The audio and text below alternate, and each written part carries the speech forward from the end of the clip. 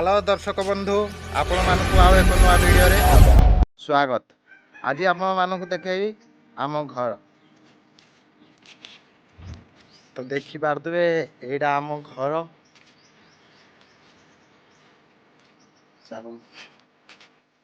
ये देखु एटा आम घर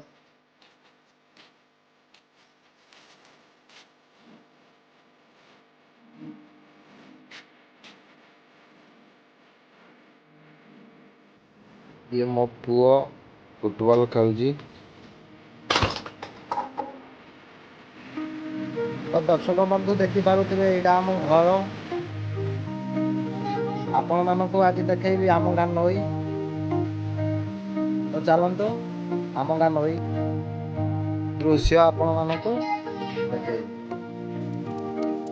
आम घर नई को जावाई प्राय तो 1 किलोमीटर एटा नई को जावाई रास्ता। तो आपण मैंने देखो ये हूँ नई। तो चलतु देखो गोटे पिला पथर ऊपर को चढ़ी जाएगी से पथर टीर ना पेड़ी पथर। तो ये जगार ना पेड़ी दर लोक मैंने कहते पेड़ी दर। लोक मैंने कहते ये जगार 7 भौणी रुहन ये जगह देवालिया। तो से 2 प्रहर ए जगह को लोक मैंने आसती ना। देखो गाधेवा जगह केते सुंदर है।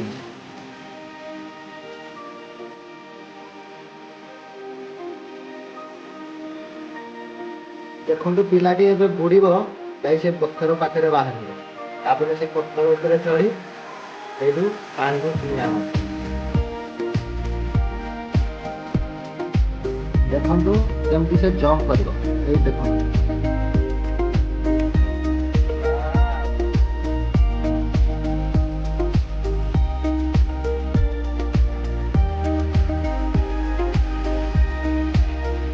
जगह केते सुंदर लगे।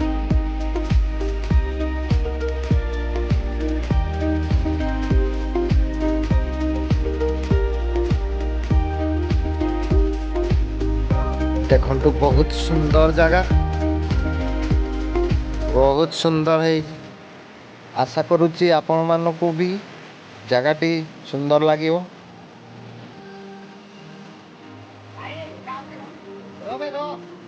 देखो रिंकू एबे जंप कर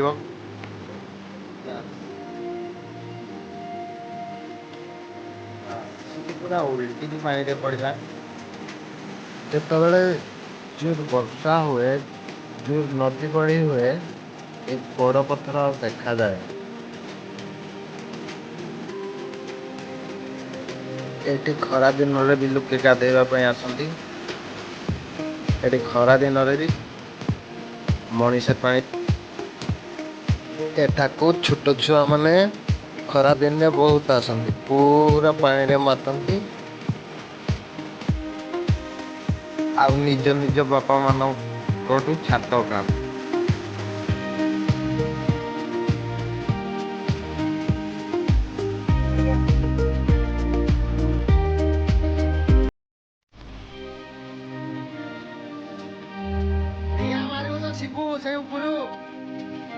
शुणी पारा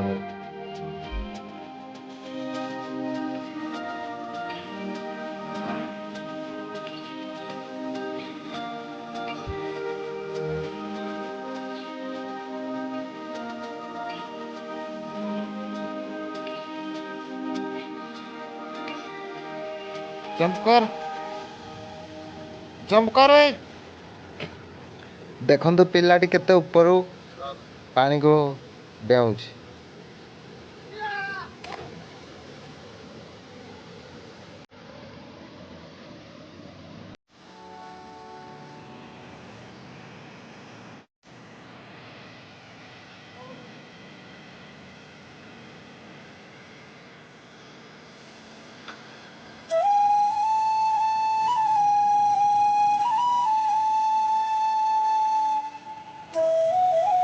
माछ मारिया जड़े सियाड़ू आसिले जाल धरिकी ଯେତିକି କରିଦେବେ। ଏବେ ମାନେ ସେଇ ପଥର ଉପରୁ 2 ଜଣ ଜମ୍ପ କରିବେ। ତ ଦର୍ଶକ ବନ୍ଧୁ, ସୋସିଆଲ ମିଡ଼ିଆରେ ହେଲା କି ନ୍ୟୁଜ୍ ଚ୍ୟାନେଲରେ ହେଲା ଆପଣମାନେ ଦେଖିଥିବେ, ବନ୍ୟା ପାଣିରେ ନଈରେ ନାଳରେ ଭାସି ଆସୁଛନ୍ତି କୁମ୍ଭୀରମାନେ।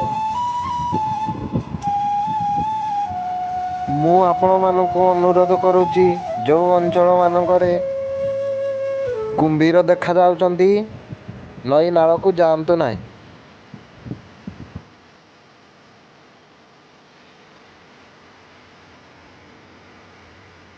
এই ସାଇଡ଼ରେ ଚଢ଼ି ଚଢ଼ି ଯିବୁ। ଜାଗାଟା ଟିକେ ଖସଡ଼ା ହେଇଛି, ତେବେ ଏଇ ସାଇଡ଼ରେ ଉପରୁ ଡିଆଁ ମାରିବୁ।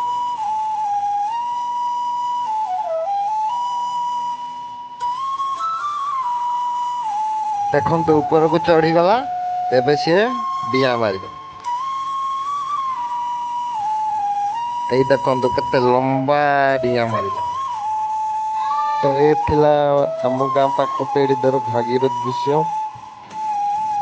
ଆଶା କରୁଛି ଭିଡ଼ିଓକୁ ଲାଇକ୍, ସେୟାର